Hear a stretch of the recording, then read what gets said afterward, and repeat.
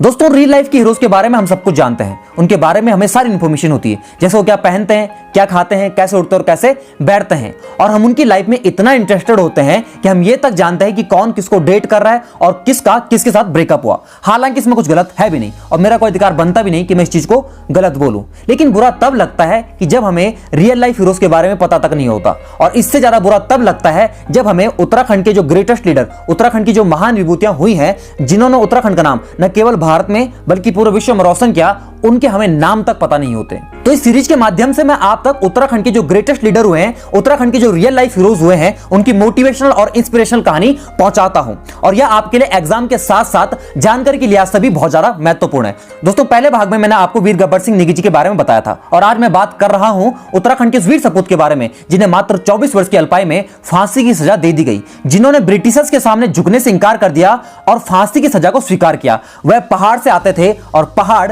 टूट सकता है लेकिन झुक नहीं सकता। मैं बात कर रहा हूं उस वीर सपूत के बारे में जिन्होंने फांसी की सजा से पहले अपने परिवार से कहा था, यह गम मनाने का नहीं बल्कि खुशी मनाने का दिन है। मैं बात कर रहा हूं उत्तराखंड के उस वीर सपूत के बारे में जिन्होंने नेताजी सुभाष चंद्र बोस के तुम मुझे खून दो मैं तुम्हें आजादी दूंगा, give me blood I will give you freedom के नारे से प्रभावित होकर आजाद हिंद फौज को ज्वाइन किया था। मैं बात कर रहा हूं जौनसार बावट क्षेत्र के उस वीर सपूत के बारे में जिनकी याद में, जिनकी स्मृति में प्रतिवर्ष 3 मई यानी आज के ही दिन रामताल गार्डन चौलीथात में एक भव्य मेले का आयोजन किया जाता है। जी हां, मैं बात कर रहा हूं जौनसार बावट क्षेत्र की शान, उत्तराखंड के सम्मान वीर केसरी चंद जी के बारे में, जिन्होंने ब्रिटिशर्स के सामने झुकने से इंकार कर दिया और फांसी की सजा को स्वीकार किया। और उन्होंने न केवल जौनसार बावट क्षेत्र बल्कि उत्तराखंड के नाम को भी पूरे विश्व में रोशन किया। तो आइए आज जानते हैं वीर केसरी चंद जी की मोटिवेशनल और इंस्पिरेशनल कहानी। तो इस वीडियो को लास्ट तक जरूर देखिएगा और अब आपकी यह जिम्मेदारी बनती है कि इस वीडियो को, रियल लाइफ हीरोज की इस कहानी को फेसबुक और व्हाट्सएप के माध्यम से सब तक शेयर जरूर कीजिएगा।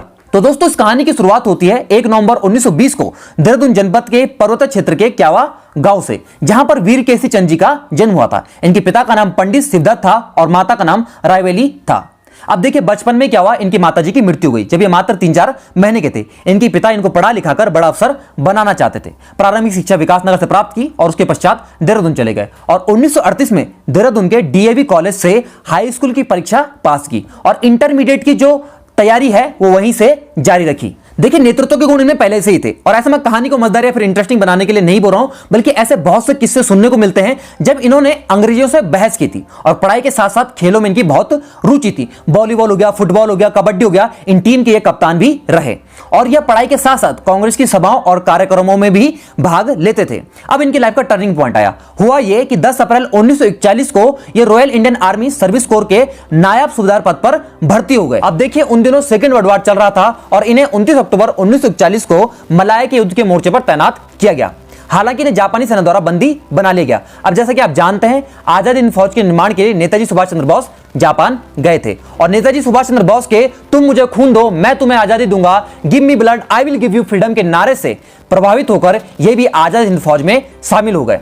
और वीर केसरी चंद जी के पराक्रम, साहस, जोखिम उठाने की क्षमता और दृढ़ संकल्प की वजह से इन्हें आईएनए में महत्वपूर्ण कार्य सौंपे गए और इंफाल के मोर्चे पर एक पुल को उड़ाने के प्रयास में ब्रिटिश सेना द्वारा इन्हें पकड़ लिया गया और दिल्ली में बंदी बनाकर भेजा गया। अब देखिए नेताजी सुभाष चंद्र बोस की विमान दुर्घटना में मृत्यु के पश्चात आजाद हिंद फौज के सैनिकों को पकड़ कर दिल्ली के लाल किले में उन पर झूठे मुकदमे चलाए गए और फांसी की सजा देने का ऐलान किया गया। हालांकि लोगों ने बहुत विरोध किया। उस दौरान बहुत से नारे प्रसिद्ध हुए जैसे लाल किला तोड़ दो, आजाद हिंद फौज को छोड़ दो। और इसी प्रकार वीर केसरी चंद जी पर भी मुकदमा चलाया गया और उन्हें फांसी की सजा देने का ऐलान किया गया। हालांकि ब्रिटिशर्स ने उन्हें माफी मांगने का और झुकने का मौका जरूर दिया, लेकिन पहाड़ टूट सकता है लेकिन झुक नहीं सकता और इन्होंने ब्रिटिशर्स के सामने झुकने से इंकार कर दिया और फांसी की सजा को स्वीकार किया। और इनके पिता ने इनके लिए एक वकील किया, लेकिन इन्होंने संदेश भिजवाया कि मेरे सामने तभी आना जब आंखों में आंसू नहीं बल्कि स्वाभिमान का गर्व हो। और फांसी के फंदे पर झूलने से पहले